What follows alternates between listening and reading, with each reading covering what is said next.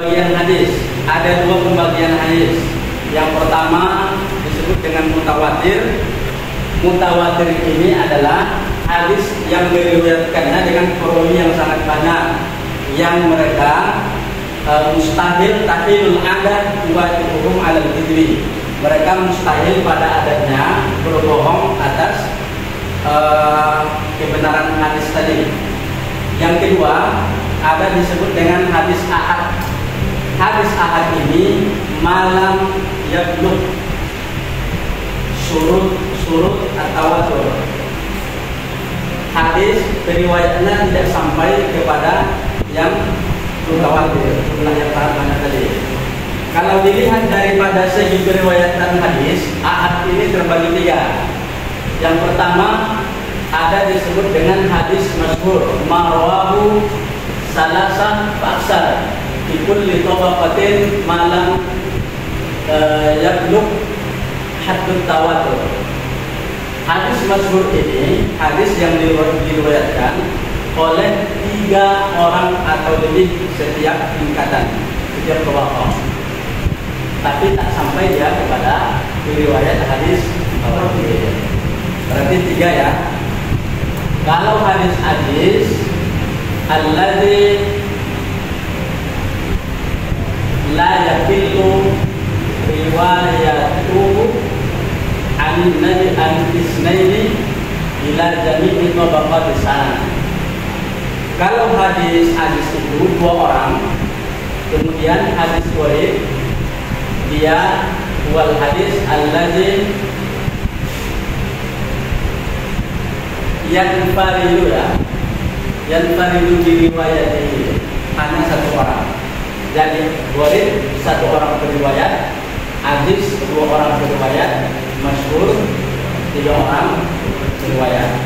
Kemudian hadis ahad ini dipinjau daripada derajat hadisnya. Ada 2 yang diterima hadis ahad ini, dipinjau daripada martabat hadis. Ada 2. Yang pertama sahih. Sahih itu hadis yang bersambung sanadnya dan periwayatnya itu atau sanadnya itu dobit tam. Kapan pun kita butuhkan, kebangunan dia langsung paham hadisnya. Yang kedua disebut dia dengan hadis hasan. Hadis hasan ini di bawah sahih. Apa yang membedakan sahih dengan hasan? Kalau di sini sanadnya dobit tam, kalau di sini sanadnya tidak dobit atau kurang dobit, tak sama dengan sahih.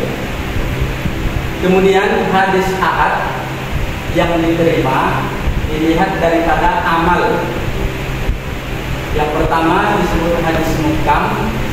Hadis muhkam ini adalah hadis yang selamat daripada pertentangan matan.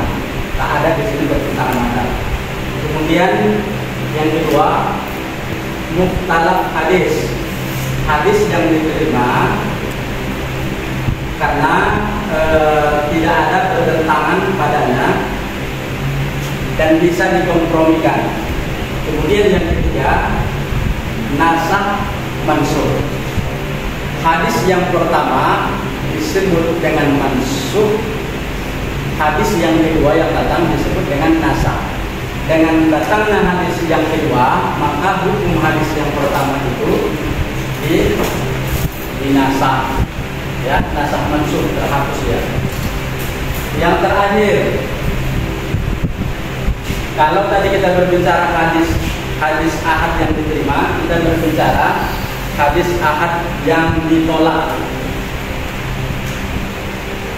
Yang pertama hadis maudhu, wa huwal hadis al-maghdubu 'ala Nabi sallallahu alaihi wasallam. Dianya hadis yang dibuat-buat, bohong tapi disandarkan kepada Nabi sallallahu alaihi wasallam. Itu maudhu.